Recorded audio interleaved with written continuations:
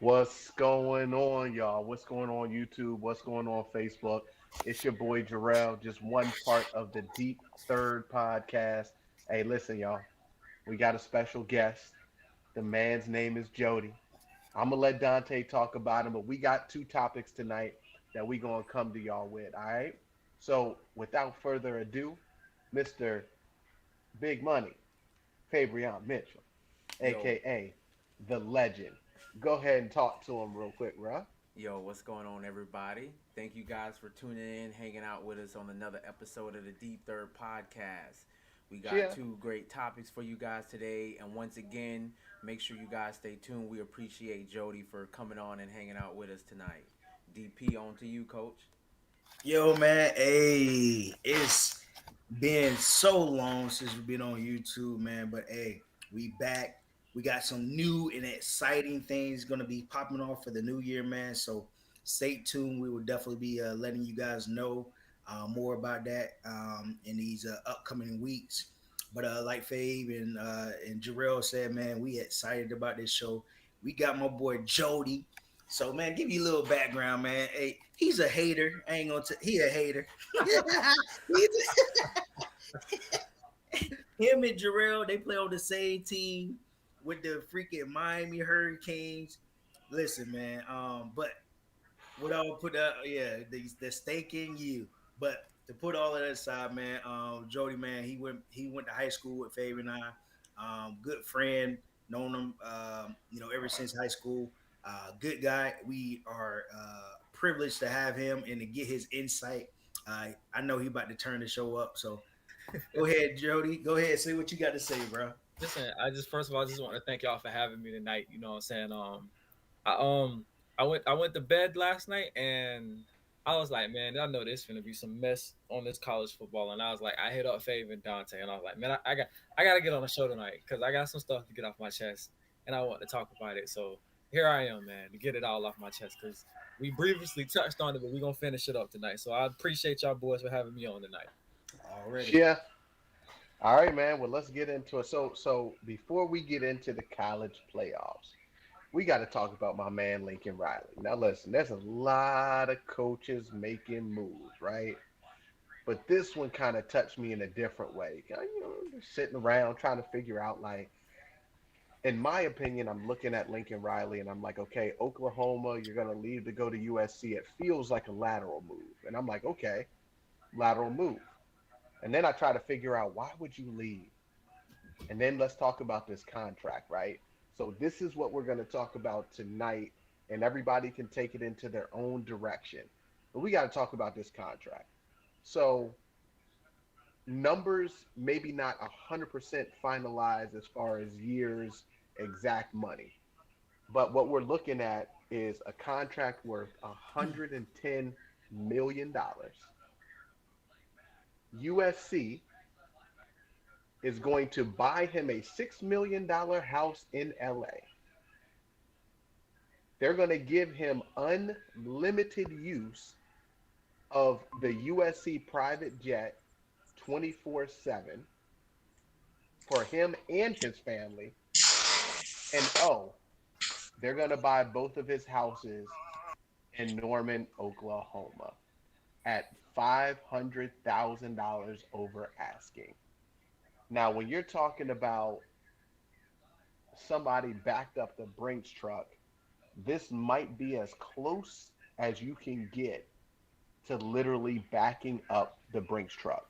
Now, the last piece that I'll say is, you got to remind yourself that at Oklahoma, Lincoln Riley was only making about 7.5 mil a year. If you break down this $110 million contract over 10 years, he's about to make about $11 million or close to $11 million a year. We're talking about $3 million over what you were already making to make this lateral move, and then they just laid out the carpet for you. So, what I'm gonna do is I'm gonna start with the special guest, and then we gonna go to our normal. But Jody, when you hear something like that, or even just Lincoln Riley, what are you thinking when he's signing this big old contract, or when he's making this move? Go ahead and Okay. tell the people. I'm gonna say this, right? When I first seen it, I 100% agree with you. It looked like a lateral move, right? But then I started seeing a lot of these contracts, right? And a lot of these contracts, there are incentives, right? So let's think about it like this. For Lincoln Riley to max out that contract and get every penny that he can earn, one of the biggest things is rivalry games. One of the biggest things is recruiting classes. You know, you get like extra money for having a top class in your conference. You know what I'm saying? And one of the other biggest things is playing in the playing against conference championships and winning conference championships.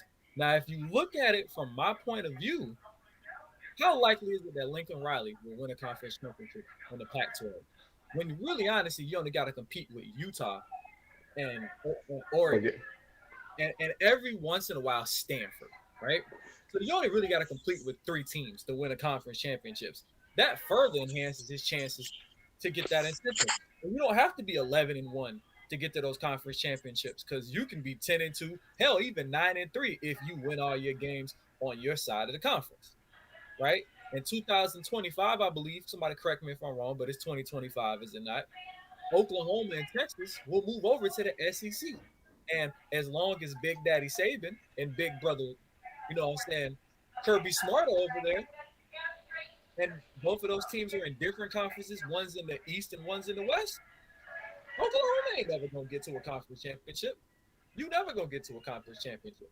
So, for me, if you want to potentially max out your contract and you want to win, and you want to, if not win a national championship, rack up a bunch of Big 12, Pac-12 championships, I say USC is the right move. It's a great Mm. city. They got a lot of money, right? Those boosters, it's a public school, so they got boosters. Those guys contribute a lot of money. And I can tell you right now, there's gonna be a lot of if he wins, right, the Pac-12, and he can win a couple Rose Bowls. Let's just say he'll probably be getting a little bit more money from those boosters that we won't see. So, in all honesty, financially, right, it makes sense. And for his resume, right, it makes perfectly good sense. Because if I'm gonna win anywhere, I'm gonna win in the Pac-12 because right, and for me and you, Jarrell, we got our fingers crossed, double crossed. If Miami's got a new athletic director, we've got a new um head, and if we really can pull this Mario Cristobal thing off, then that leaves Oregon with a coaching gap, and that leaves Yep. the Big Pac-12 wide open for Lincoln Riley to do what he do. And he's an offensive-minded guy. The Pac-12 is an offensive conference. They don't really dwell on too much defense. Their idea of a good defensive game is, hey, we stop them from scoring at least 30 points. So it makes all the sense in the world for Lincoln Riley to make this move. To me Man, personally, that's truth. So Dante and Fabe, I'm gonna come to y'all in a second, and you kind of hit on one of my points. So I'll kind of sum it up at the end, but I just want to say this: Lincoln Riley is scared of the SEC. You kind of talked about it. You got dad, and you got little brother, big brother, however we want to say it. But what I want to go further on is he doesn't want to be the third best coach because when I walk into maybe even fourth best, I tell you what, um, I tell you what, go ahead. not to cut you off, Jimbo Fisher, because I'm gonna say You this: are ever correct. since Jimbo Fisher's got the Texas A&M, he's been kind of on the 9-3, 10 and scale spectrum, and he's taken down Bama once already. So all I'm saying is Texas A&M. So in that case, he'd be the fourth best coach in that conference. And do you want to go to a new conference where, you just came from where you were the king? I mean, Oklahoma could say, "Hey, I'm coming into you. We're perennial every single year, more than likely going to win our conference championship. We're going to be playing in a big bowl game, and then you're going to go over to the SEC." And he probably saw Jimbo Fisher when Jimbo Fisher came to Texas A&M, and it was like, okay, they competed their first year, and then next year it was like, okay, they're okay, but you don't hear anybody talking about Jimbo, and you don't hear many people talking about Texas A&M, even though Texas A&M have been competitive. So I think that he got a little scared, and he was like, "What do I want to do?"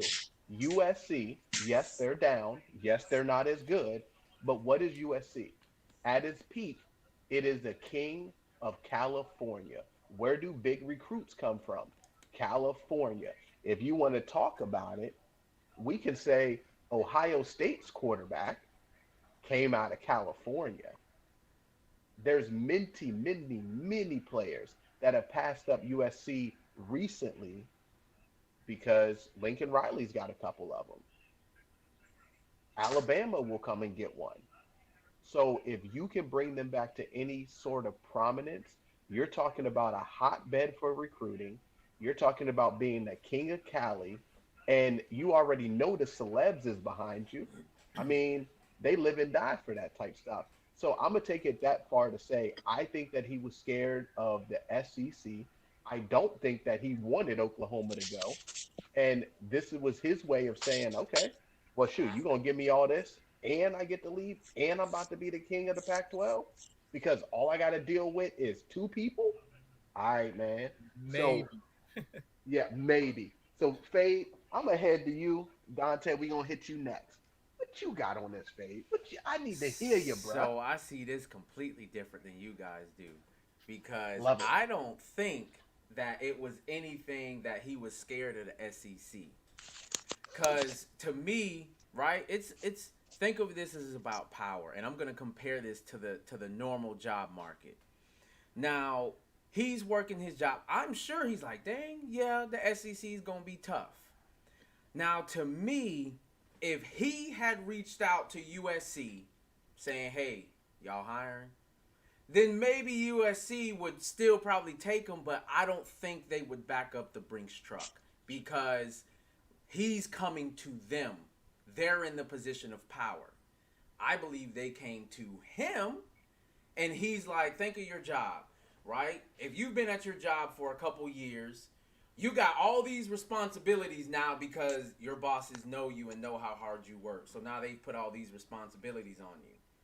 But they, like they say, on average, if you leave your job every couple of years, you will actually make more money from your new job than your old job because you can play off your experience and you'll have less responsibilities because you're starting at a new job.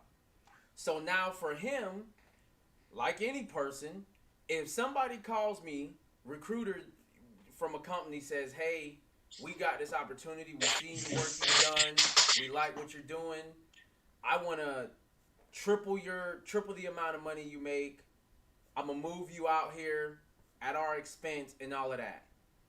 Tell me, Ashley gonna say, Jarrell, you better start packing right now, cause that's where we going.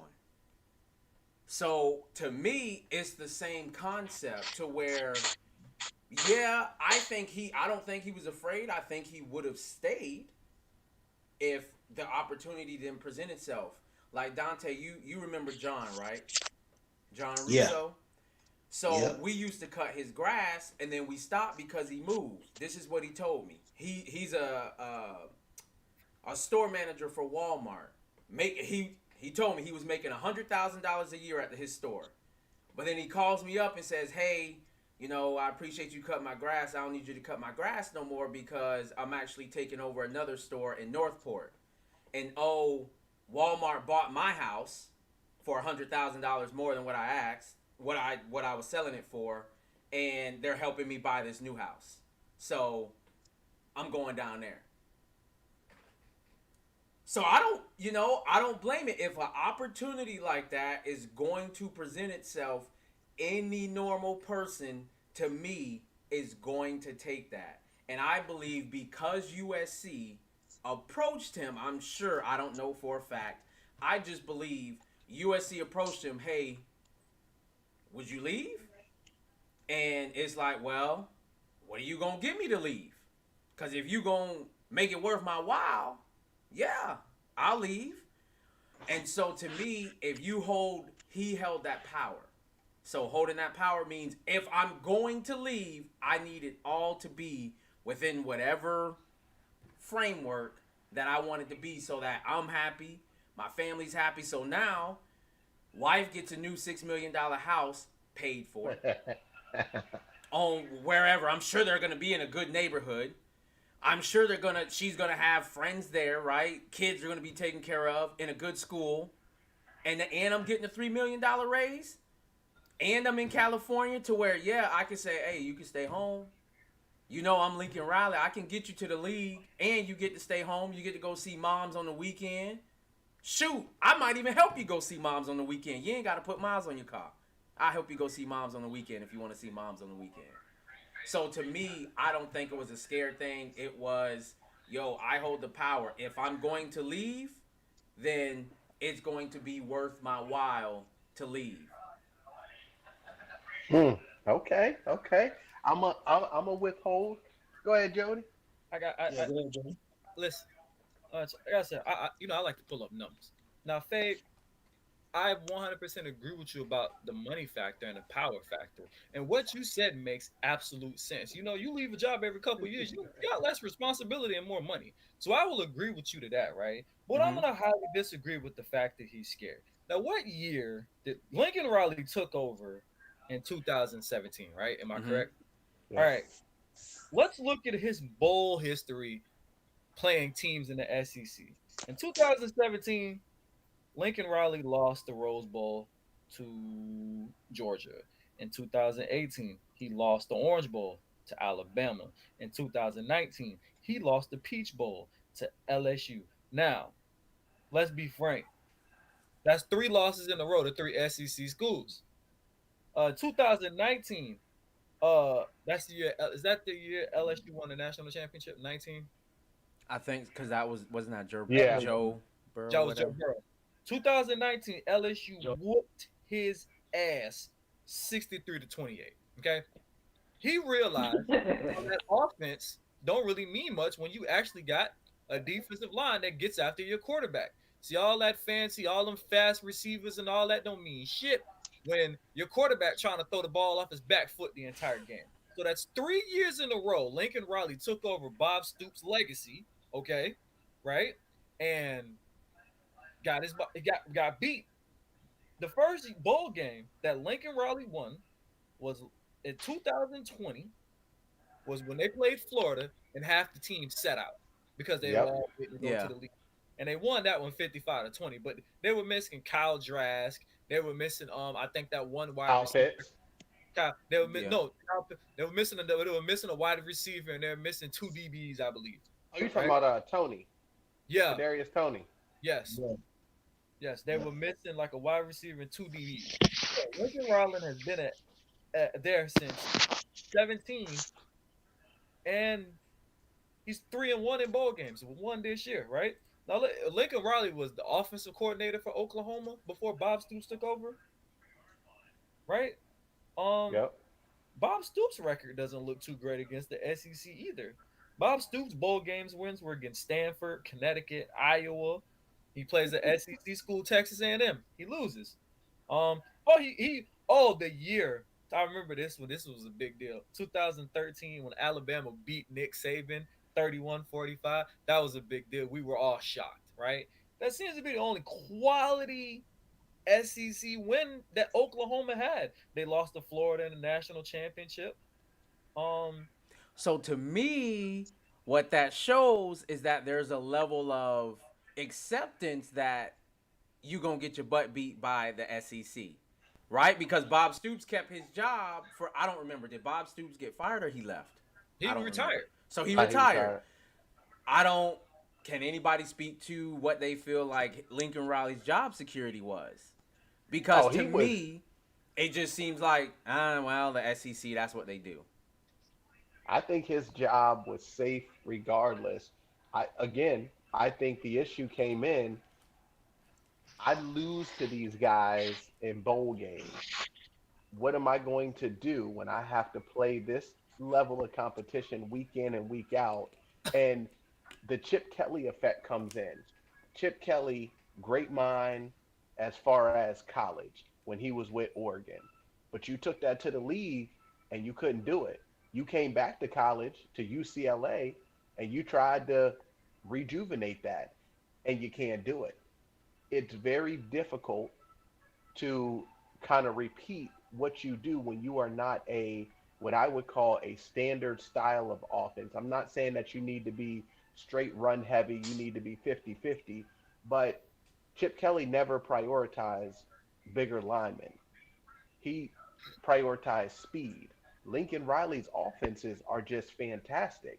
Even in some of those losses, you could see the talent on offense, but at the end of the day, when you have to do it for 4 quarters, it makes it very difficult when you got to smash up against Alabama. Think about Georgia.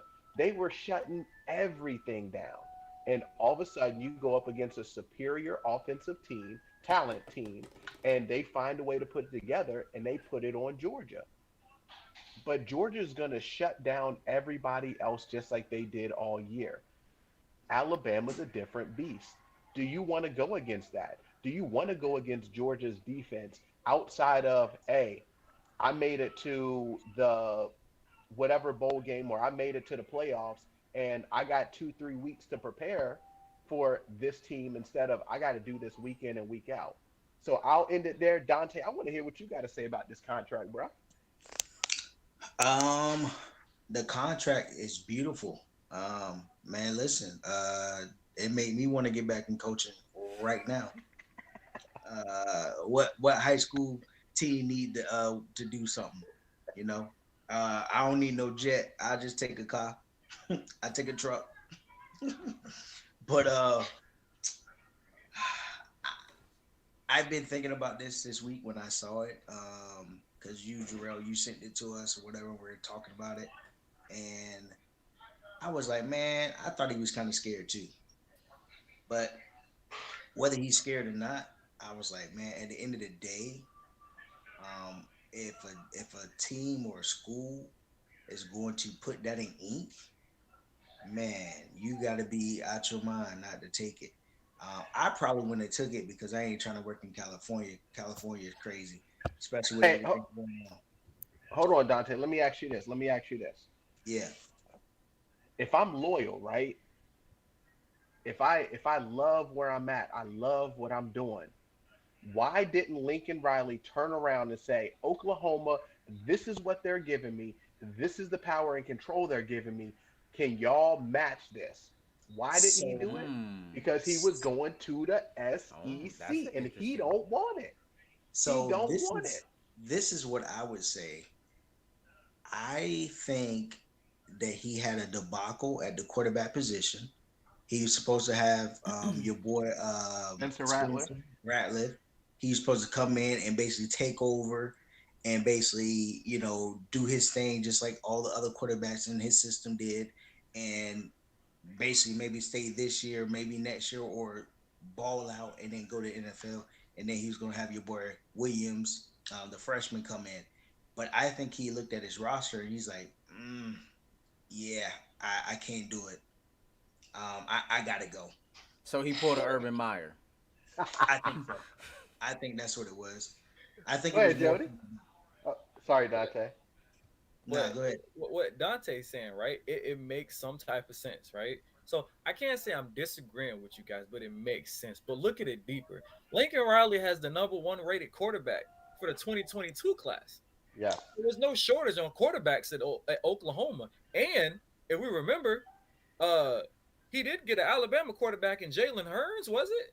That came Oh and played yeah, yeah, yeah. and that took him to a 11-1 season and Yep. went and Yeah, competed against Alabama. And by the way, yeah. I just looked at it, right? Clemson is also having rumors of moving to the SEC. So either way, or right, he was gonna have to play Alabama and Clemson, or Clemson and Georgia every single season.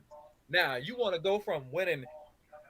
And Oklahoma is a 10-2, 11-1 school, 9-3 on their worst year. Now you mess around and lose to Clemson and Georgia in the same year, and then mess around and you go out here and stumble, right? And God forbid, like, let's just give you a scenario. So God, and you can't not play Texas. So Texas will kind of be like Florida and Florida State, like that one Yep. off conference game, but you still got to play them. And let's say Texas is having an up year. You know what I'm saying? Now all of a sudden you done took 3 losses in one season. Now that ain't looking good. That's not Oklahoma football. So it's one of them things where, like I said, I agree with what Dante said. The money is great, But it just seems to me Lincoln Riley knew, seen the writing on the wall, knew what was up. He didn't want to deal with this quarterback controversy. And then it's like that when you have great recruits, people want results. They have a recruiting budget. Oklahoma was top 5 in their recruiting budget. They're spending $3 million a year on going to visit these kids. So when you get the number one quarterback in the 2022 class, people want to see him play. Only way he's sitting is if the quarterback in front of him is a Heisman Trophy candidate. That's the only way he's sitting, right? You know what I'm saying? Bruh, the only reason why Tim Tebow set his freshman year is because Chris Leak had just won a national championship. That is it. But you saw they still found ways to get Tebow on the To get him field. up. Right. So what I'm saying is Lincoln Riley can't have a 5-star quarterback and have him sit for 2-3 a season or two. You can't redshirt this kid because that kid in his mind has Yeah, he already gonna be signed out. his nil contract. So he's already got product and merchandise and got people waiting for him to play. And if he doesn't play, then he's out. I'll go to the next best thing. Look at Miami. The same thing with De'Aaron King. De'Aaron King started not to play. De'Aaron King shot them deuces and came to Miami. The same thing with the dude from UCF. He started not to play, went to the next best thing, went to Florida State. So you cannot keep getting these 5-star kids and not letting these kids play, especially these quarterbacks. We all know these young millennials, they're little divas. I gotta play right now. This ain't back in the day where you had to sit a season or two before you got to play. And the only person that does this is Nick Saban. So the only thing Nick Saban is great at is getting these kids to sit for 2 or even 3 seasons. And that's why these kids come in so damn good. You be like, well, dang, what this running back been at? And then all of a sudden you realize he was a 5-star running back in 2018. The whole time. He been sitting around getting big, getting fast, getting skilled, and now he's getting to play. But if you can guarantee me the league and I protect my body, think about it. I'm protecting my body now. If you say, look, you chill, play one good season, millions. Right. Okay, cool. Oh, hey, oh God, because think about it like this. I'm about to throw out some names. Derrick Henry, who played 1 season at Alabama. Yep. And he's a physical runner, so he saved all of that from college. Yeah. Hey, guys like Julio Jones. How many seasons did he play at Alabama? 1, 2. I think he had 2. Jerry Jeudy. How many seasons did he really play at Alabama? 2. You know what I'm saying? Yeah. What's the cornerback that just went to the Broncos? Surtain. Yeah. He played what? He played 2 seasons. I'm gonna tell you another one right now. Josh Jobe, the DB, number 28. This is his 2nd season I done seen him on the field. Probably be an NFL prospect before the end of the season. Most of those offensive linemen only on the field for 1 year. Hell, I ain't seen Alabama have 2 quarterbacks play 2 years in a row in forever. Yeah. They've been one and done. Tua, Mac Jones, Hearns. They've been all one and done. Yeah. I Because think Tua Bryce was Young- redshirt, wasn't he? I can't No, remember. Tua was a true freshman. Oh. Yeah, he At was a the true end of- freshman. At the end of that year, his sophomore year, he had a good year, and then obviously his junior year, he got injured, but he didn't play a full 2 years as a starter either. Right, that's what I'm saying. Most of these kids, Jalen Hurts was the only one that did. Yeah, Most Jalen of did them- have 2 years. Oh, okay, but most Yeah, of he them was don't gonna play play 2 3, full but- years. You know what I'm saying? They play Yeah. 1 year. They dabble on the field 1 year, and then they start for 1 year, and then most of them are gone. Yeah. So all I'm saying is, Lincoln Riley was looking at that, and he wasn't trying to compete with that because a lot of his players they played 2, maybe even 3 seasons. Because CD Lamb was on the field for almost 3 years before he got drafted.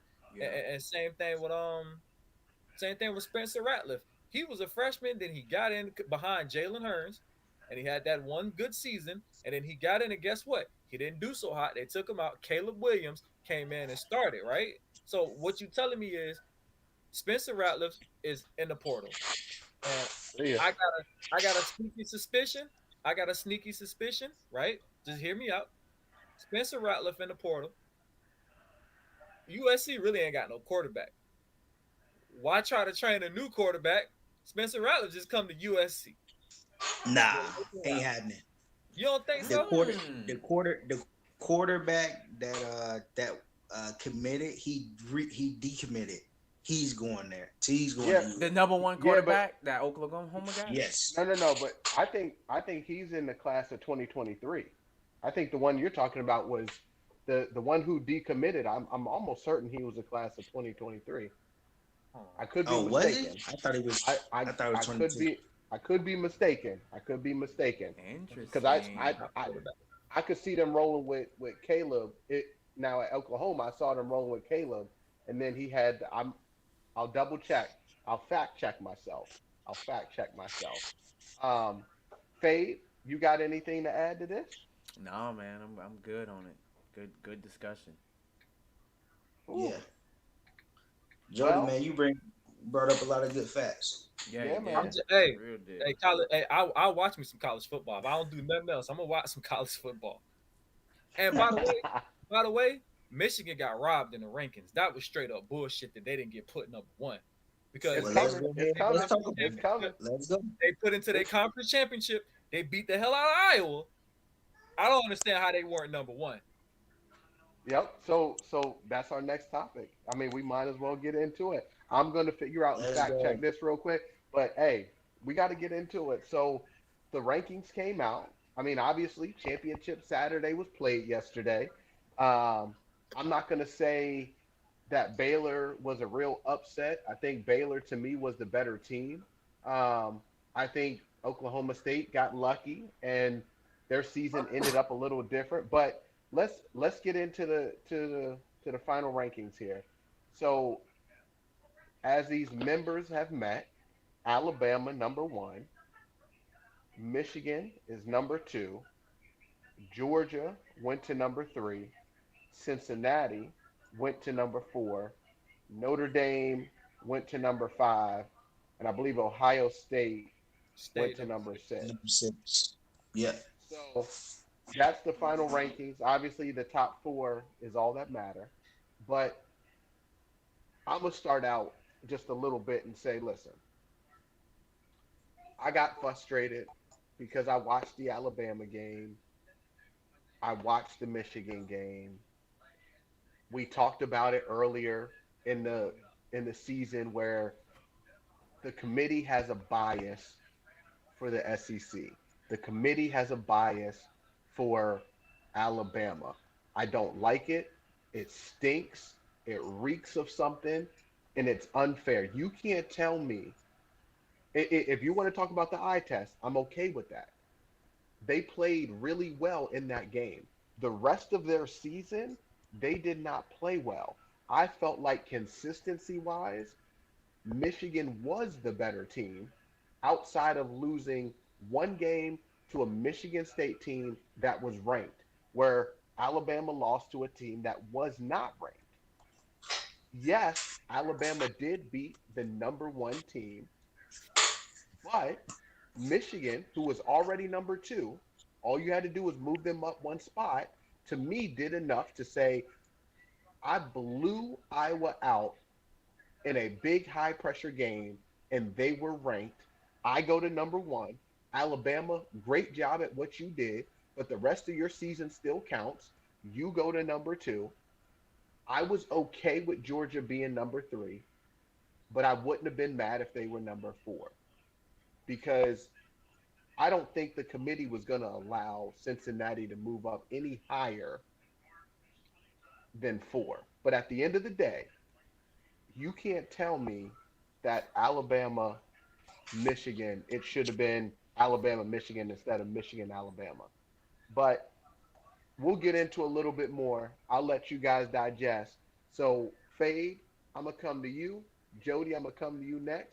And Dante, you get to sum it up. We like Dante bringing up the rear. My I, brother. I just want to say right quick that you was right. Um, I think his name is Malachi Nelson. Is the number one rated quarterback from the 2023 class, Yep. and he committed to USC on 11/30/2021 this year. So basically, right after Riley left, he committed to USC. Yep. So, it, we ain't going to Dang. get back into that part, but it could be that Spencer might go there for a year because this will be Spencer's junior year, I believe. So, could be. Fade, give me Who what you did? got. Alabama lost to Texas A&M. Texas A&M. and Unranked Texas then A&M. unranked Texas A&M, and Michigan lost to ranked Michigan State. You're saying, right? Yep. Yes, sir. And and and to me, I don't want to go too far, but to me, if you watch the Michigan State game, Michigan State converted on some fourth downs. They made some really good plays in order for them to win that game. Alabama got they butts whooped and then almost got beaten the Iron Bowl before coming into the SEC championship. Michigan had to play the number two team, I believe that was Ohio State at the time, Yeah. to even make it there. Come on, man. So But I digress. Go ahead. I feel you there because to me, it does scream of a lot of stuff, and I know what I've talked about in the past is it's a money grab. Number one, because everybody wants to feel and be with Alabama and keep them up at the top. But to me, you gotta, if they were being objective about this, them losing to Michigan State while being ranked and all of that, good. They lost to a ranked team, okay. But it's a rivalry game. Like, there's just a different atmosphere to that whole thing. It's a rivalry thing. I could see if Alabama had lost to Auburn, they lost to LSU. Like, those are rivalry games to where it's like, man, they meet every year. LSU could pull one out, or Auburn could pull one out, and all of that stuff because those are rivalry games. So I necessarily maybe not penalize Alabama that much if they lost to a rival. So I completely agree that they're not being biased about it. I don't know how you could change it or what you can change, because I think as long as Nick Saban remains at Alabama, they're always going to put Alabama at the top. Didn't they rank them at the top a couple years ago when they lost like 2 games or something? Or am I wrong? I No, might be wrong. that was the year. I think there was a year where LSU and Alabama played in the national championship, where LSU lost 2 games and Alabama lost one. Okay. Yeah, That I was, feel like that was BCS. yeah. No, there was a year in the playoff where Alabama and Georgia played, and for some, Alabama lost one, but they didn't make the conference championship game. But yet they still made They it got into the that's playoff. Oh, okay. Yes, that was the year. Was it the year that LSU won the national championship? Because that was the year Alabama lost to Clemson in the playoff game. Because no, I know but that Wait, was now it. I Like gotta. they Alabama had no business being there, and Yeah, I they had can't no remember they, the business did, they being didn't scenario. even there. play in the, they didn't play in the conference championship game. You know what? No, what it was they didn't play in the conference championship game, and Georgia ended up losing, which put Alabama in the top four. That might be it. Uh, That might be it. and Alabama didn't, but that wasn't a year Alabama won the ship though. I feel like Alabama. I can't say exactly if What that's the what year year that. did you say again? I'm trying to remember the year. I feel like it might have been maybe like 18. Uh, two, 2019.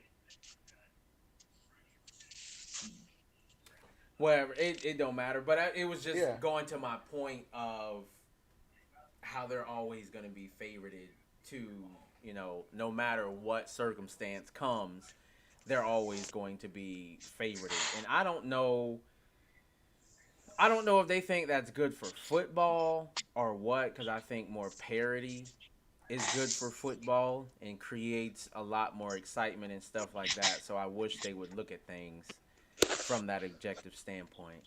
But It was 19. That was It was. Alabama. Yep.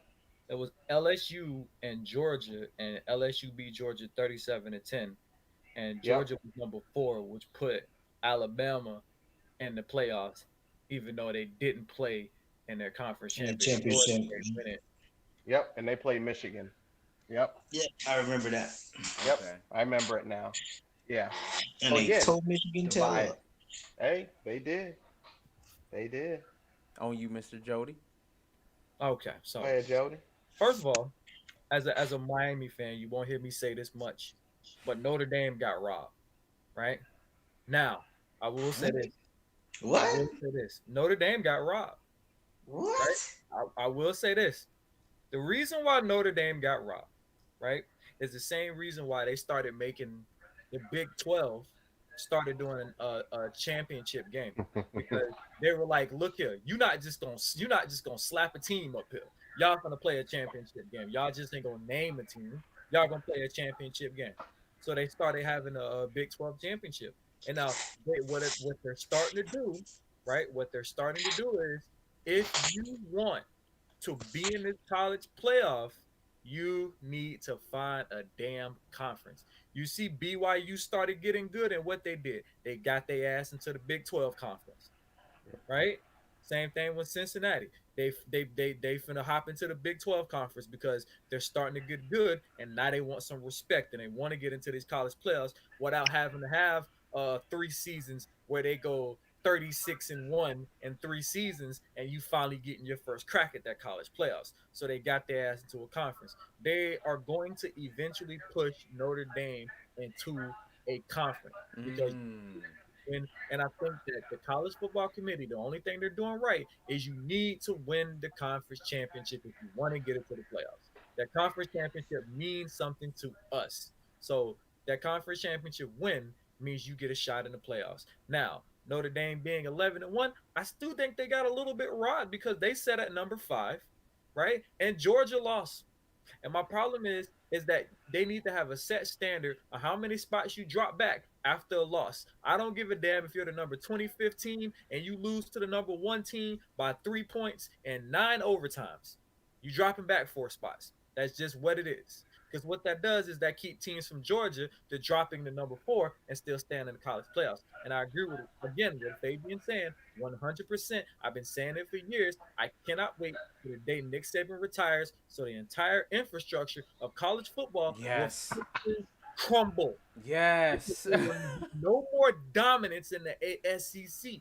You don't move Texas and Oklahoma. You talking about moving Clemson, and you did all of that for it to crumble like bricks. Crumble. I It's don't going get why other teams will want to join that and just beat up on each other. because That's all you're doing. it's some money. Think about it Yep. like this. The SEC was the first school. The SEC was the first conference to get their own TV network, and then it was a money pit. Guess who followed next? The ACC because of Clemson, right? The ACC got their own conference, their own channel because of Clemson and what Miami was supposed to be doing, but they with the nonsense, right? So what Clemson and Miami was supposed to be doing, they got their own network. Now all these other places got their own networks now. But the SEC was the first ones to get their own network of football games. Why? Because of Nick Saban in Alabama. I've said it before, and I've said it 1,000 times again. If Nick Saban never, this would have happened with Nick Saban coming to any other school in any other conference. If Nick Saban would have took the job, you know what? Here's the thing that made me mad. Nick Saban could have had the job in Miami because we damn sure didn't have a coach when he got to the end. When he came back from the NFL. But the only problem was he had screwed over the Dolphins so bad that they Yep. ran his ass out of Miami. So they were like, I like that. You could have came to Miami, bro. I'm just letting you know. Bro, so let's say Nick Saban goes to Michigan, right? Guess what? Big 12 would have been the conference to beat. It would have You been a hold second. on. You think, Jarrell? I gotta introduce your argument here, cause of them academics. You think Nick Saban gonna get them same athletes with Michigan academics? Nick Saban's going to change that. Oh, you think? Nick, I 100% agree. Nick Saban knows where his butter, I mean, where his bread is buttered, and Mhm. he would be like, if I'm coming here, then we got to get any talented person, and it need not be based on all grades because he know, hey, listen, at the end of the day, if you can function in life and make smart decisions, college don't mean everything. I mean, I can sit here and say, hey, thankfully I'm using my degree, but I can go through a bunch of my friends and they still don't use their degree right now. And I it's like you 100%. paying money. Dante, like, yep, I'm one. I'm Listen, one. Yeah. listen. I went to tech school for a year and a half, and I make more than a lot of people who graduated college. Oh yeah. So college doesn't necessarily mean everything. And like I said, No. it's one of them things where this Nick Saban is the infrastructure of the SEC. Like I said, you have a whole conference resting on Nick Saban and now Kirby Smart and and Jimbo Fisher. Those three guys are gonna hold the SEC. They're holding the SEC glue together, right? And and I think it's bullcrap that Georgia and Alabama get to be in the college football playoffs. I feel like we should have you can only have one team from your conference. So Mm, you know what? mm. If Georgia goes undefeated and loses their conference championship to Alabama, then sucks to be you. You shouldn't have lost that Yeah, game. I agree You with know what I'm that. saying? It's one of those things where it's like this, and they say it all the time. If you're going to lose a game in college football, lose it early so you can bounce back. Because if this was the BCS era, you'd be screwed. Yeah. It don't matter if you don't win 12-0. You lost your champion. You lost your game. You got to slide back them spots. It sucks to be you. You shouldn't lose so late. It's just what it is. I know it. It probably make a more interesting game with Georgia Yeah. being, but there has to be a consequence to losing. You lost. You cannot be in the college football playoffs because you lost. That is point blank, period. And at the end of the day, Michigan should have been number one. Alabama should have been number two. Cincinnati should have bumped up to number three. And Georgia should have dropped to number five. And Notre Dame should have got to number four. And that's why the only reason why I say Notre Dame got robbed because it's like this. You gotta naturally move those teams up if you want to be in the college football playoffs. Win your damn games. That's it. I can't wait for the year that we got four 13 and no teams in the college football playoffs, so there won't be no controversy. So, That would be the year. so win your games, win your conference, be the and be in the top four. But if you lose your conference championship, then it sucks to you, bro. That's the wrong game to lose. Hmm. If you were That's gonna lose the game, you should have lost it in week three. that's how I feel. Like I'm more forgiving of a team that loses in the beginning of the season because things change, players change, you're trying to figure out your identity. The end of the season is where you should be most secure in who you are as a team. And when you lose those games, that's what makes it harder for me to be like, okay, you're one of the top teams. No, no, no, no. You've played all year to try to figure out who you are. You're playing for an opportunity to go to a playoff game, and then Georgia turns up and puts out that performance. That's what you're gonna do. But it's like it don't matter for us. I guarantee their coach, even though he won't say it, I guarantee he probably felt or coached like it during the week. Like I know we're in because it doesn't matter what happens. There's no way they're going to move us out of there because that gives us one loss comparable to everybody else. And the way they played, it was like maybe they didn't throw everything at Alabama. Maybe they didn't give all the effort that they could have because in my eyes, I feel like they're going to play again. I am hoping that Michigan finds a way to break that up, but theoretically, there's a great chance that they'll play again, and that game wasn't going to change that. That game wasn't going to be like, oh, we won a national championship. No, they still would have two more games. So at the end of the day, you got to play your best football at the end of the year. I'm not going to say that Alabama did that. I'm not going to say Georgia did that. I will say Cincinnati did that. Michigan did that. Those are the two teams for sure that I will say played their best at the end of the year. I will say this to piggyback off of that is it that at the end of this year, if Georgia and Alabama end up playing each other in the national championship, as an entire college football committee, you have to look at yourself and be like, what the hell? there's got to be something to stop this process right here. Because this don't make no damn sense. Because this will be the second time two SEC schools done played for a national championship. And then you sit around like SEC is this dominant. Well, hell yeah, when you got both of them playing a national championship. So there has to be a certain point where we, as the people of college football, get to a point where it's like, yo, we got to stop this. This don't make no sense. And they know what they need to do.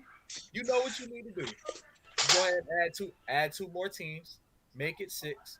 So you get one wild card schools, and then you get all Power Five schools, and that way you got a 16 playoff and call it a day.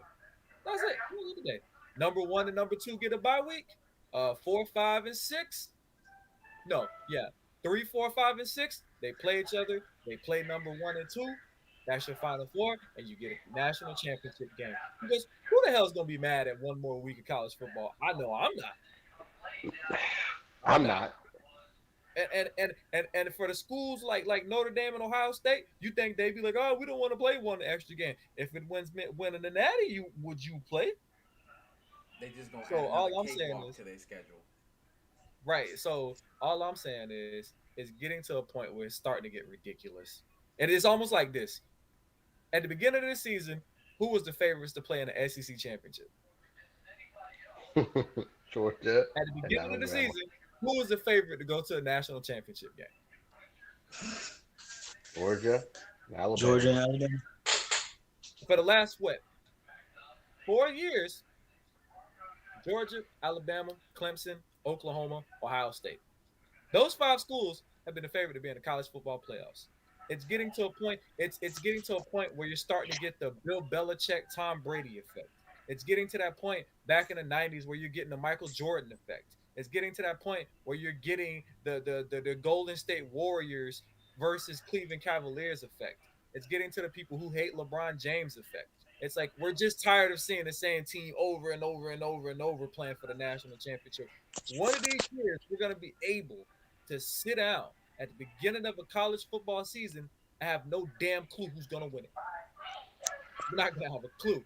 And it's going to be one of the greatest seasons ever. So I I, I don't want to get into this heavy. I want to save this for the next time because I want to bring it up. I don't think that you should have humans sitting in a room deciding who the top four is. When we used to talk about the BCS, the issue with the BCS was, and this is from everything that I've seen, you couldn't get the number one and number two. It was always like, okay, well maybe three had a way to get up to number one, number four had a way, but if you're putting it into a playoff, and I'm just going back to the last year that they had the BCS. Florida State was 13-0 at number one, and they played number two Auburn at 12-1. Then number three would have been Alabama, if depending on how you want to look at it. Um, and then I think number four was Michigan State at 12-1.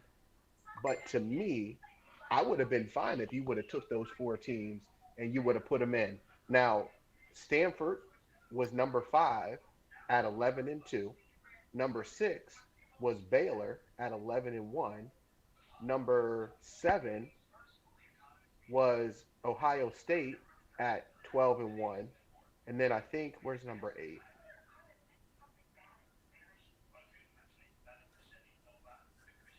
I don't see eight No, on here. no, that was But just looking at the top seven, they all had ways to say, "Oh, we might do something." But at least I could sit here and look at it and say, "Okay, Stanford, like you said, Jody, won their conference championship, and that put them, even though they had two losses, as the number five team. But they were better than Ohio State at 7-1, and that's based off of what they did all year, put into a computer. So is the BCS good for deciding number one and number two? No, but what it takes out is you can't say, "Oh, I like them because they play well," or they didn't play well because so and so was missing. That computer doesn't take into consideration, oh, you lost so and so, you lost so and so, and we can start making excuses like humans do. At the end of the day, I sit here and I will not change my mind, not until I'm dead and gone, that Michigan got robbed and they should have been number one. But that's what humans do because it's easy to have a human bias to a team, or it's easy to have a human hate towards a team or a conference. Even if, even if your job is supposed to be as fair and impartial. We ain't gonna talk about police, but your job is supposed to be fair and impartial, but it ain't always that way. I'm gonna leave it at that. Let's not get into that part. But I'm just saying, people can have their own biases, and I don't think it's fair. I'd rather go back to the computer, make it a 16 playoff or whatever team playoff, and we be all happy. I guarantee number seven's going to complain, number eight's going to complain, number nine's going to complain, number 10. At the end of the day, that computer is going to get, for the most part, one through six correct, or as close to perfect. I don't think if we put it in human hands, we're still going to see it. There's still going to be bias because they're going to keep that SEC up there. And as long as Nick Saban is at Alabama, that's money in the bank. I My conversation is over. I'll We can leave have it to you guys. we can have a whole conversation for an hour about that because Sure baby, enough. hey, uh, all these Boise states, you got to go to a conference. You want a championship, got to move to a conference. Make a six power conference for all these other teams that don't have a conference. We're getting rid of two of your cupcake games. You're gonna have a 10 game conference schedule. We're gonna move more team. We're gonna move 16, 18 teams in the conference. We're gonna have 10 conference games a year. You get 1 to 2 cupcake games, and that's it. Matter of fact, I'm only gonna give you one cupcake game. So the first week of college football, that'll be your cupcake game. Get your practice in. And I'm gonna make you play a non-conference. I'm gonna make you play a non-conference game in a Power Six conference. So if you want a cupcake game and you play in the Pac-12, you better holler at Duke. You better holler at Vanderbilt. You better holler at Purdue. That's gonna be your second cupcake game. I don't know what it. You know what I'm saying? Miami, you want a second cupcake game? You better holler at Kansas. Kansas State, you better holler at some other trash team in a major conference. That's your cupcake game. And then you play 10 conference games. And we're gonna switch swap every damn year. So there will be no 4 years. It takes Georgia 4 years to play Alabama in a regular season. No, bro. You play if you don't play them in 2020, you play them in 2021. You can Yep. skip a year, but you will not get away with not playing Georgia for 4 years. You're gonna play them. You're gonna play them every single other year. And at the end of the season, we're scrapping the divisions inside the conference. No, no, no, no, Done. no. Let the computers do it, or let the records indicate, and the number one school and the number two school and the conference plays for a conference championship. And that team goes to the college playoffs. Simple as that. So when you Can, look at strength of schedule, you don't have teams like Alabama who play two cupcake games, and then you play a cupcake game right before you play Auburn. hey, listen, I'm with you 110. I know I said I was done, but this is my real last point. I like the Big Ten. I like the Big Ten, but listen, how does this sound? Michigan, Ohio State, Michigan State, Penn State. That's one side of the conference. That's the East Conference. The West, Iowa, Minnesota, Wisconsin, Purdue, Illinois, Nebraska, Northwestern. To me, the Big Ten set this up that, for the most part, outside of a rarity, whoever comes out of the East should be, should be the Big Ten championship. That's crazy. That's crazy. There's nothing on the other side. I'm, I'm sitting there like, Well, dang, if I'm Penn State, I'm fighting my tail off. And Ohio State lost one game, and they don't get a chance to play because even though they're the second best team in the conference, they don't get a chance to play, and they got to sit at home because Iowa. We're talking about Iowa. I mean, I thought that was pretty crappy. The number 2 team, Michigan, playing number 18 of Iowa in the conference championships. I was like, really, Yep. really, really? That's the best we could do for that one, huh? I mean, all I'm And saying is the ACC conference championship game for the first half was the most balanced game we had all weekend. 20 tied up at 21-21. Now when Buddy went to throwing pick sixes like he was Jameis Winston back at the Buccaneers, then I would have been like, damn. All right. But for the most part, the ACC conference skip game was the best half of football we've had all conference weekend. Dang, But Dante, you gonna You, let him call out your quarterback like that? That's your quarterback. hey man, my quarterback Tom Brady. man, listen. I'm gonna go around the room. We gonna get some final comments. We Hold gonna up, head man. out of here. Yeah. I ain't you even gotta get a let, you chance gotta to let talk. Dante speak. I Oh, ain't I even forgot get a you were chance bringing to it talk. up. My fault, man. My fault, man. My fault, man. So let me start by saying this, Jody. Notre Dame did not get robbed. They are not a good team this year, bro. They're not a good team. They 12 they 11-1, bro. Listen, they should have lost to Florida State. I don't know what the freaking Mike Novak was doing. We should have freaking won that game. And you saw how Florida State season went. Yeah, they're not a good team. Why you think your boy Brian Kelly got up out of there? He knew what time it was. Yeah. Listen, listen. Brian Notre Kelly Dame. left for the money, bro. Listen, Notre Dame is not cheap, bro. They get more money in their network than any of these other schools because they have their own Oh, network. They don't share nothing with nobody. So he is getting broke off proper. However, he knew what time it was. That's one of those schools like Michigan. They're not getting all the athletes in because that that curriculum to get in there is going to be challenging. But I don't think these teams need to necessarily get into conference. You just got to win. You can't lose. If Alabama, if Notre Dame didn't lose, um, they straight. They made it in. I do feel like I felt like they should have probably put um, Georgia at 4, so that Alabama and Georgia had to play again, and then so that Cincinnati didn't have to play Ohio. I mean, didn't have to play Alabama. I felt like they definitely want it to be Georgia and Alabama again. So it could be a big ticket. It's the rematch. It's this. It's that. So they kind of knew what they were doing when they set it up. But I really hope. Oh my God, I hope that Cincinnati can do something and pull it off. Because I don't think Alabama's that good. Not this year. They're not that They, good. they Um, Cincinnati ain't got the Cincinnati does not have the defensive line to compete with Alabama's offensive line. And I will say this, that is we all know football is one of the trenches.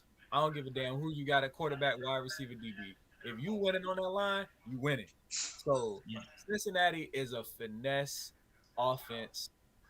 They're high flying, very precision timing offense. That quarterback depends on a lot of time to get those routes ran, and Alabama's defensive line is about to mess all that up.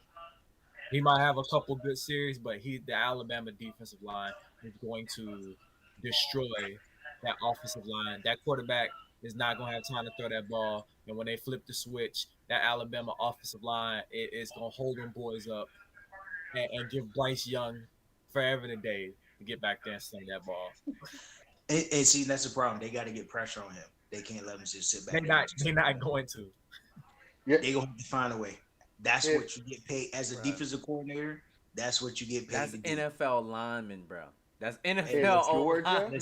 listen. if Georgia couldn't do it, I don't know. Cincinnati is going to have turnovers. Alabama's going to have to play a subpar game, and they're going to have to play, and it can happen. They're going to have to Of play the course. game of their lives. It can always happen.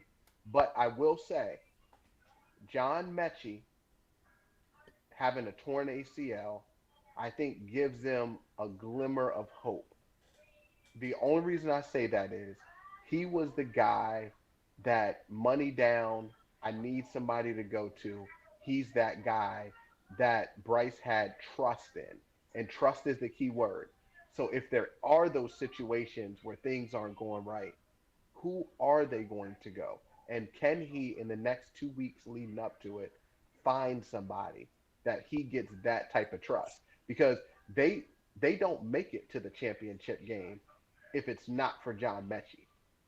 Because what he did at the end of that game against Auburn, it was all him. Yes, Bryce made the throws, but it was him getting open. It was the trust that he had knowing that Mechie was going to be where he needed him to be that got them back in the game. But Yeah. I'll digress on that. Dante, I So, apologize. I so apologize. okay, so this is what I'm saying. I get that. That it's an NFL line. It's NFL players everywhere, pretty much every position. I get that. At the end of the day, this is why we love the game, football, because at any given day, You right. all you got to do is go out there and you go balls. So if they go out there, see, this is the thing about Alabama teams like this. Most teams that's getting ready to play Alabama, they probably already defeated. We're playing against Alabama. Oh my God, it's Alabama. It's Nick Saban. So you already defeated. Don't even show up. Stay on the bus. You remember how so when I was at this one school, I ain't gonna say their name. When I coached at this one school, we were playing against this team, and it was a legit team. They had like no lie, they probably had like their whole secondary D1. Uh, One of them played for the Rams, Monte Ellis or whatever his name is, I forget. Played safety for the Rams. I mean for the Redskins. I think he a couple years ago.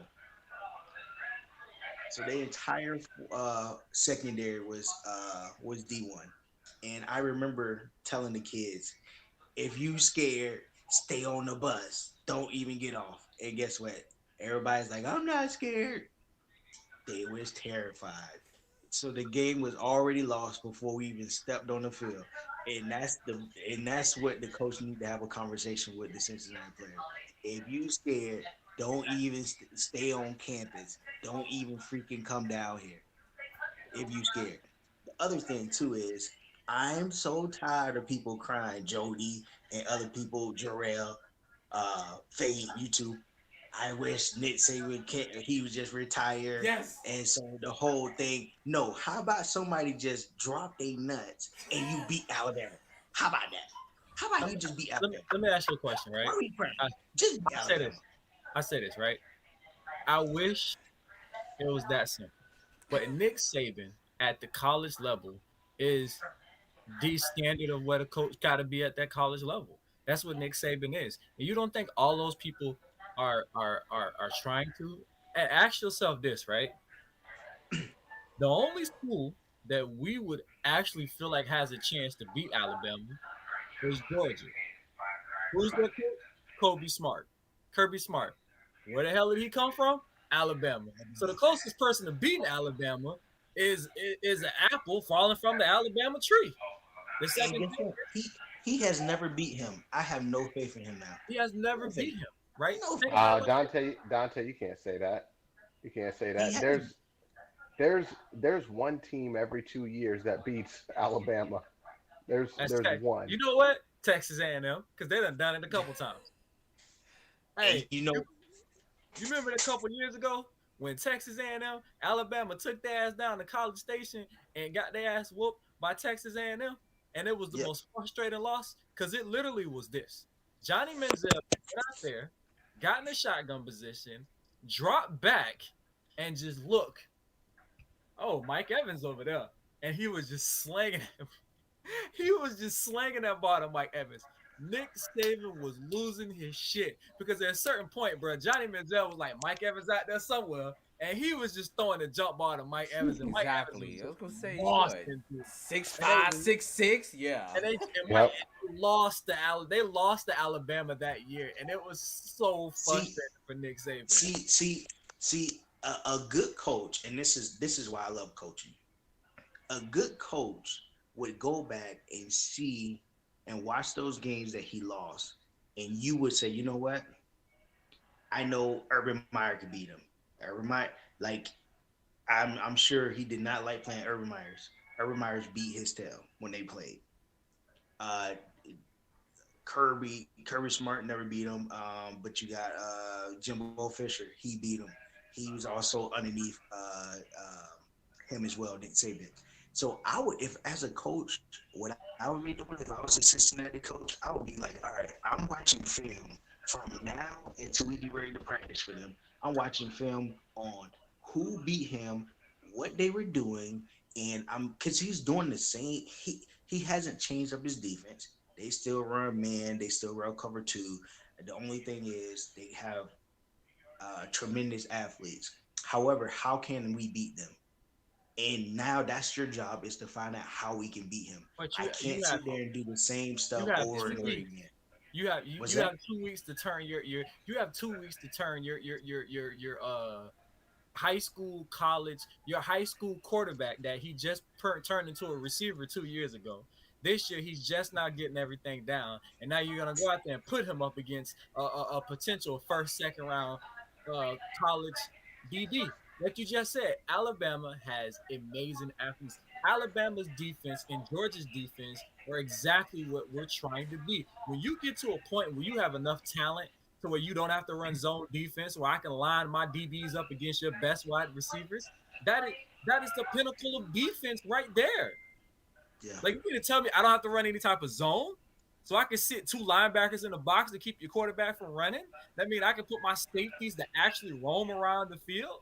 So I can literally have four defensive linemen get some type of pressure, and if I send five, I'm more than likely to make you have a bad throw. That is the pinnacle of a good defense. If I got See, the thing is, this year Alabama, their defense is not. I the first game when they played, who did they beat up on the they're first game? Miami, our Miami. offensive line is Yep. trash. I Our was offensive like, oh line my is trash. gosh, this defense looks amazing. And then as I started to watch the defense more and more, I was like, they're actually not that good. Florida, Um, Florida exposed their defense. exactly. So Florida it exposed their can be defense. done. You just have to they whoever Cincinnati is just gonna have to stay. I think Cincinnati can beat them. I'm gonna go on the limb and say Cincinnati gonna beat. They gonna beat Listen, them. Dante, I get what you're saying with your theory. I disagree because you talking about going and looking at the film. So is Deshaun Watson? Deshaun Watson is he about to put on a Cincinnati uniform?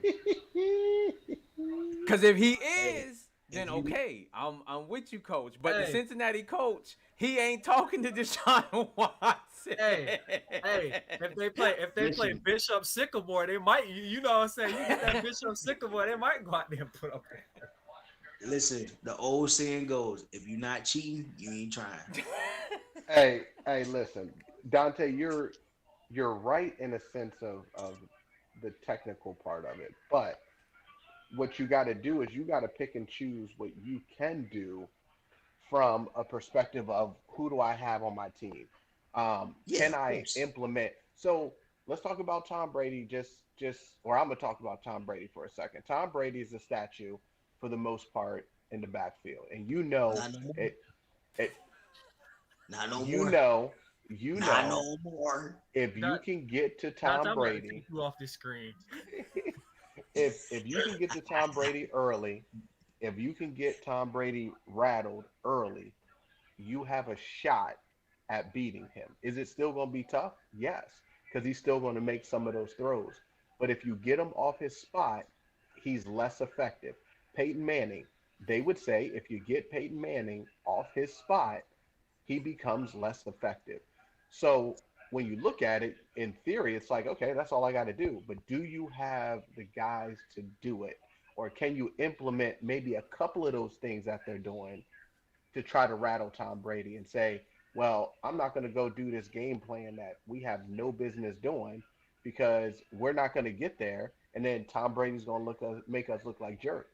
But you're right in the technical portion of it to say you can look and see if your team can do any of the things that, let's say, if I'm looking at Michigan and I'm going against Georgia, I'm going to look at what Alabama did from an offensive perspective and see if there's anything I can take out of that.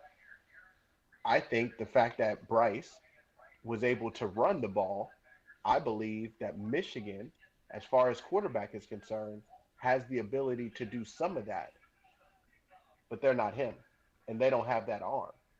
So they're not going to respect you, and they're going to have another guy in the box. Can't do the same exact things. But can I try it? Can I implement some plays? You just got to be careful because you Michigan's emulate too quarterback, much. Michigan's quarterback isn't athletic as Bryce Young was. No, That's the whole no. point. Do you have the personnel? Because in all honesty, at one point, Alabama was running a stretch run play, basically a long ass handoff, right? But you seen that running back how fast he was. Michigan ain't got no running back like that. Michigan is a smash mouth. We're gonna put the ball down your throat type of team. And if Georgia can stand up in the paint and match that smash mouth for smash mouth, you not matching that speed. You not. You just not. Somewhere down the line, you have to have a combination of both to beat Alabama, and you have to have a combination of both to beat Georgia. And Michigan doesn't have that. Michigan doesn't have that speed. They don't have three receivers running 4-2-1s to pull them safeties like out of that box to get your midfield game going. They don't. Michigan, and in all honesty, and it's gonna come down to coaching. You know, honestly, is Kirby Smart a better coach than Jimbo? Is Harbaugh? Is he a better coach? Because we've seen Harbaugh fold plenty of times. We've That's the seen his rails ass guy. fold, and we've seen his ass fold what the last 5 years in a row against Ohio State. Urban Myers has had his number a couple times. Just saying. Listen, don't talk Cincinnati about gonna beat Urban Meyer. Alabama. You mean the professional quitter? Yes. I I give Cincinnati better than a puncher's chance. I think. I mean, seriously. They're gonna have to play out of their minds, but I think they have the coach to do it. I think they have some guys that can make some plays.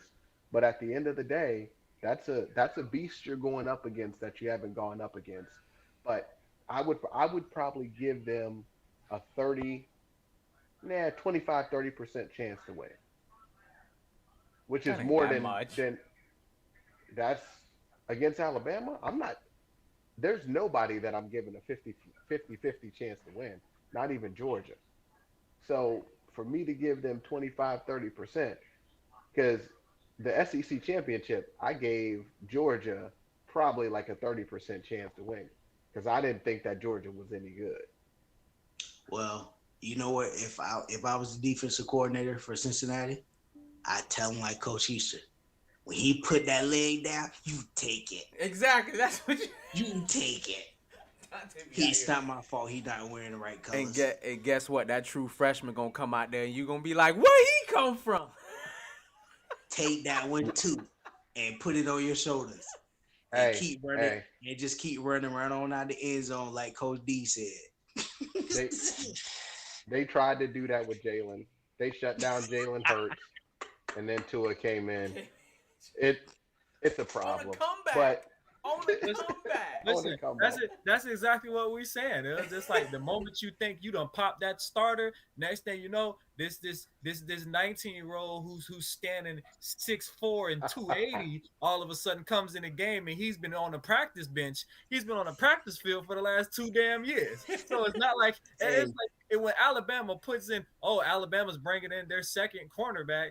Nigga's been there 3 years already. You know the system. He was gonna hey, start next year any damn way, so it really don't matter.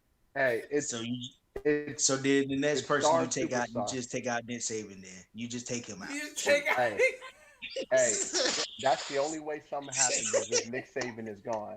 It's a it's a mega star to a superstar to a star. So when you look at an NFL roster, you're like, okay, this person's good, this person's real good, and then dang, this person's special. So the guy who's starting for Alabama is special. The next guy, he's real good. He just might not have one or two of those things that will wow you, but he's Yet, going to be just that good. Yes, yet. yet, because we all know the more you stay in the system, the better you become familiar with it. So whether it's working out, whether it's expectations, whether it's learning the playbook, some guys are going to come in and it's tailor made for them, and then some guys are going to have to work their butt off to get to where they want to get. Mac Jones is it. Mac Jones is the guy that you look at, and he had no business being on Alabama's offense, running any type of offense compared to the talent that they had. But Tua got hurt. He got a little bit of an opportunity, and he ate that opportunity up, and that fueled him into, because I don't know if you guys even watched. Bryce was supposed to be the starter. Mac Jones just beat him out. He was supposed to be the incoming freshman that was going to take over, but he just got beat out by Old Faithful, and now Old Faithful doing that thing for the Patriots. We gonna get out because we getting it in. But Dante, I'm gonna say one thing. I told Joe Butt, and we're gonna talk about this next time. The Patriots were coming for the NFL this year. Oh, they terrible. They terrible. Oh, they need to fire their coach. Hey, we ain't gonna get into it, Dante. I don't need no response. Hold on. Let me ask you this I don't need no question. response. Let me ask you a question. Did they beat the Bucks? Huh? Hey, Huh? it don't No, matter no. right Yes, now, bro. no. Yes or It no? don't Did they matter right beat? now. Listen. All I'm Did saying they is beat this. the Bucks? Hey Dante, all I'm saying is this, right? All I'm saying is this. What I'm looking at, what it's looking like, we're looking like a Bucks versus Patriots Super Bowl. Cause right now it's looking sneaky like the Patriots are starting to catch their drift, right? And then the Bucks are kind of doing their thing. All I'm saying is sometimes I feel like the shit in the NFL is a little rigged. That would probably be the most watched Super Bowl in Super Bowl history. Bill Belichick versus Tom Brady. All I'm saying is it was bound to happen when Tom Brady left. That's all I'm saying, bro. That's all I'm saying. And If that's the case, well, go ahead and put another ring on my finger.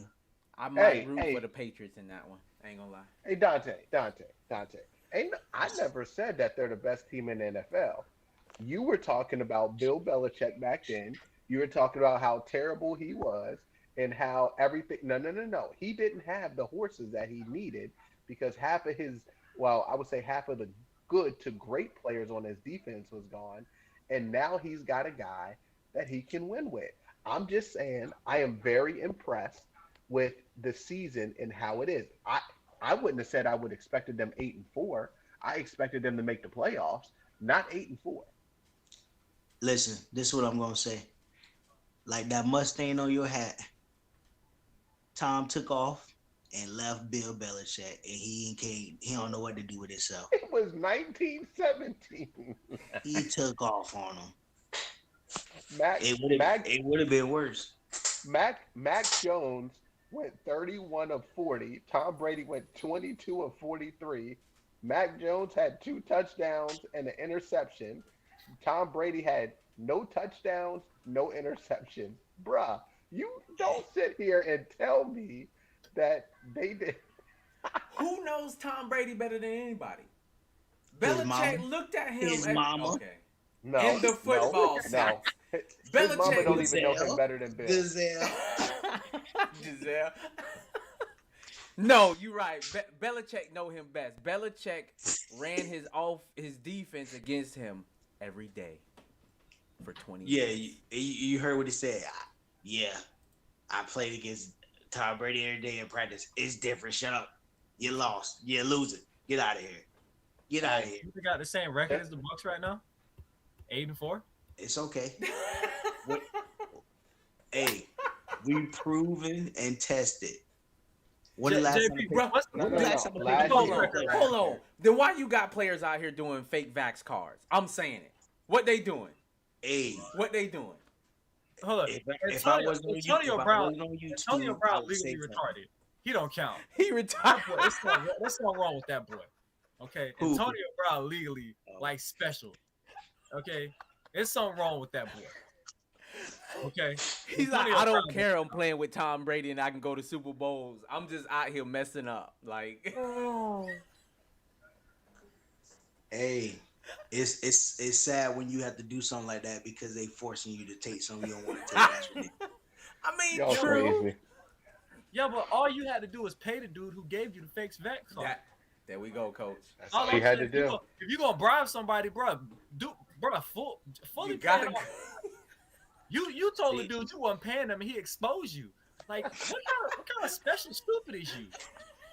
So now you might see him on the 2 o'clock news because he ran up on boy. You know, you don't got no sense. He gonna Yeah. do it with his phone out and get another 4-game suspension for breaking NFL conduct code. Just as long as he come back before the playoffs, we He straight. not. Antonio Brown for the pull a Josh Gordon out his ass. I swear to God. Oh Lord. Well, he better go live with Tom Brady for the rest of the season. When he lived with Tom Brady when he got that face backs card. Tom was probably for Tom like you done did it now, bro. You done did it now. Hey, Tom was like, hey, bro, I'm gonna need you to move out to the guest house. Zell said you a bad influence on the kids, bro. You gotta go. We're gonna get you a condo off of Dale Mabry. You gotta go, bro. All right, but this is what I'm gonna say, man. Go ahead. I got Alabama losing to Cincinnati, and I got Harbaugh. You got to do something. I got Michigan beating Georgia. No SEC team in the playoffs in the championship game. All right. Well, hold on. Let me get this down. We might as well do this. As we say, sayonara. So you got Cincy and Mish. But that boy bold, boy. Them dark skinned brothers bold as hell, boy. I tell you. Hey, Hey Mitt, who you got? I'm gonna just say Alabama, Georgia because they want the money. so hey, they paying players. Hey, Well, the yeah. NCAA say you can get paid now, so I'm trying to grow my brand before I get to the NFL. Jody, who we got? I'm with Fabe. I got Bama and Georgia because that's where the money at. I can say this, right? I'm gonna say Bama and Georgia, but I will say this: if Michigan can keep it close, right? They have a shot. I think Michigan has the best shot to mess this up. Cincinnati's gonna get blown out. I got Cincinnati on a 15-point spread. I got Cincinnati at least 15 points. Georgia and Michigan, it can be close. If Georgia plays a great game, it's gonna be close. But if not, I got Georgia and Alabama, and I got Alabama winning their second national championship. Because Nick Saban got Kirby Smart number. I don't care what you said. The student has not beat the master yet. So I'm rolling in Bama, Michigan. I would love to see it. Bama, Michigan. That's what I got to roll. So who you got winning? I can't give that out yet. He gonna pick his boy Harbaugh. Hey man, listen. I'm not going there, but as we head on out, we just want to say we're gonna have some news for y'all. It's gonna be coming in the next coming weeks. I know Dante mentioned it. We're gonna switch some things up, do some things. We're gonna try to make this show for the people. Continue to put out some good content. So stay tuned. Whether you're gonna join us on our Facebook page or take a look at us on the YouTube, go ahead and check us out. We are Deep Third, and tonight we are with Mr. Fade, Money Legend Mitchell, Mr. Dante DP Soft Like Toilet Paper Parker, and my man Jody. Listen, He beat me in. Go ahead. if any one of you guys want to be on my show, Real Talk Tuesdays with me and my man, Mr. Telly, aka Who Loves You Baby. We would love to have y'all. We All talk right. Hey, about every and anything on Tuesday. We would love to have you. So if any one of y'all, Jarrell, Faye, Dante, you ever want to come on Tuesday, hey, let me know. I'll shoot you the subjects. You come on and hang out. It's every Tuesday at 8:30. We on there. All right. Appreciate 8:30 all at right, night. money. Appreciate that. Yeah, 8:30 at night. All right. Make sure Hey, we also appreciate you jumping Yeah, on, man, Yeah, man. yeah. and I mean, coming on I and appreciate y'all boys spicing for it up. having me, man. For Always real. good content, man. All We righty. holla at y'all. We out.